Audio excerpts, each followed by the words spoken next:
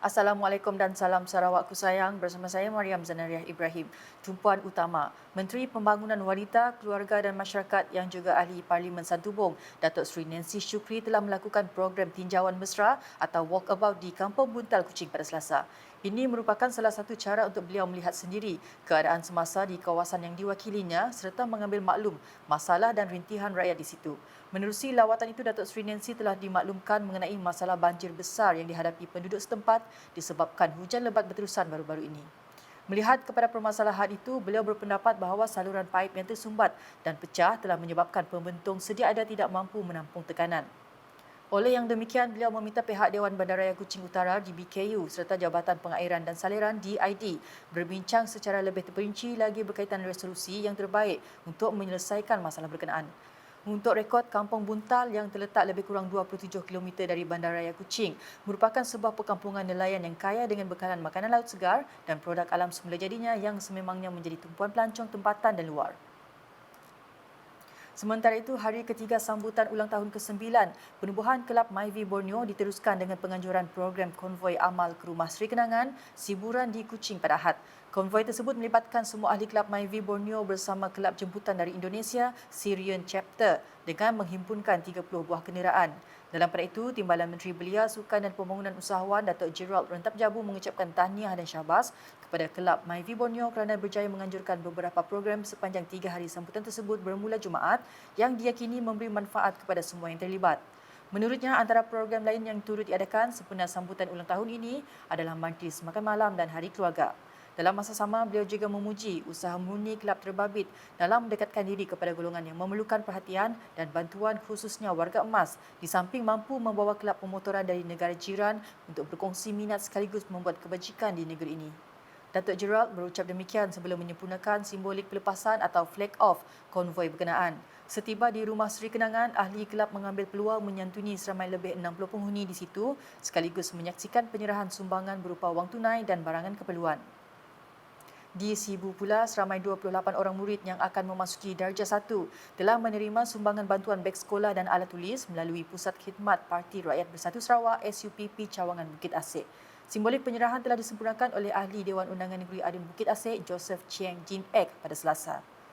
Dalam pada itu, bantuan ini diberikan kepada murid dari keluarga kurang berkemampuan iaitu golongan B40 dan ke bawah serta ibu bapa atau penjaga yang mendaftar sebagai pengundi di Dewan Undangan Negeri Dun Bukit Asik. Joseph berharap dengan adanya bantuan ini dapat meringankan beban ibu bapa atau penjaga dalam menyediakan kemudahan sekolah untuk anak-anak mereka. Berita seterusnya, Majlis Keselamatan Negara MKN Sarawak dengan kerjasama Sarawak Energy Berhad SEB mula melaksanakan latih amal X-ray tilapia bagi tahun 2023 di empangan hidroelektrik Batang Air pada Selasa. Pengarah MKN Sarawak Muhammad Hafizi Putit berkata, latih amal yang diadakan selama 3 hari bermula 14 hingga 16 Mac itu akan menyaksikan penglibatan seramai 500 peserta dari 35 buah kementerian, jabatan dan agensi yang berkaitan dengan memfokuskan kepada pelan tindakan kecemasan ERP bagi menghadapi sebarang bentuk bencana. Menurut beliau, ia bertujuan bagi memperkasa pendekatan keselamatan menyeluruh atau Comprehensive Security (COMSEC) di semua peringkat meliputi jentera kerajaan dan segenap lapisan masyarakat. Sehubungan itu, beliau optimis dengan pelaksanaannya yang bakal meningkatkan kesedaran dan kesiapsiagaan semua peserta termasuk pihak SEB dalam menangani pelbagai masalah dalaman dan bertindak mengikut pelan kecemasan. Hafizi berkata demikian semasa berucap merasmikan hari pertama latih amal berkenaan. Menyentuh mengenai pemilihan lokasi tersebut, beliau memberitahu ia dipilih susulan mesyuarat penyelarasan pengurusan empangan dan prosedur operasi standard SOP pelan pemindahan penduduk yang dipengerusikan oleh Pengarah Bahagian Pengurusan Perisikan dan Krisis Negara MKN Putrajaya pada April 2022. Jelasnya, lanjut empangan hidroelektrik Batang Air dikategorikan sebagai salah satu empangan berisiko tinggi yang telah melebihi tempoh 50 tahun pembinaan di Sarawak. Paparan berikutnya, jumlah nilai ekspor melalui Pelabuhan Tanjung Manis dijangka melebihi 4 bilion ringgit pada 2023. Menurut Perbadanan Kemajuan Perusahaan Kayu Sarawak Pusaka, dalam satu kenyataan media pada Selasa, nilai ekspor melalui pelabuhan tersebut telah mencatat jumlah sekitar 1.2 bilion ringgit dari bulan Januari hingga September 2022.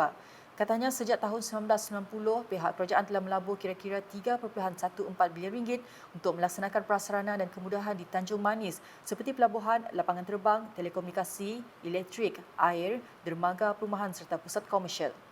Ujannya selepas itu, Tanjung Manis telah melalui penjenamaan semula kepada Tanjung Manis Economic Growth Area (T-Mega) dan ia menandakan satu kejayaan baru dalam pembangunan Tanjung Manis selaras dengan permintaan dinamik untuk pelbagai pembangunan dalam T-Mega.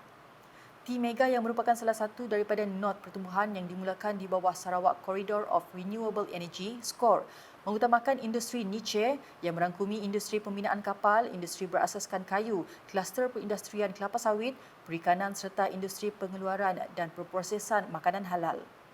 Setelah disahkan Halmas oleh Pembangunan Halal Corporation, aktiviti yang dipromosikan dalam T-Mega adalah pertanian, aquaculture, ternakan, penanaman tanaman kontan dan pemprosesan makanan termasuk pemprosesan produk berkaitan minyak sawit. Sehubungan itu, Pusaka kini sedang meneliti penubuhan Pusat Kecemerlangan Asas Tani di Tanjung Manis melalui kerjasama strategik dengan bakal pelabur dan institusi pelajaran tinggi seperti UPM bagi menyokong agenda kerajaan dalam keterjaminan makanan.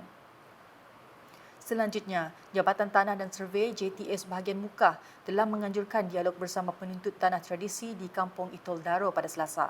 Perjumpaan JTS bersama penuntut tanah itu bertujuan menerangkan prosedur penyukatan yang telah ditetapkan oleh pihak berkuasa selain mendapatkan persetujuan bersama di antara penuntut tanah berkaitan sempadan masing-masing.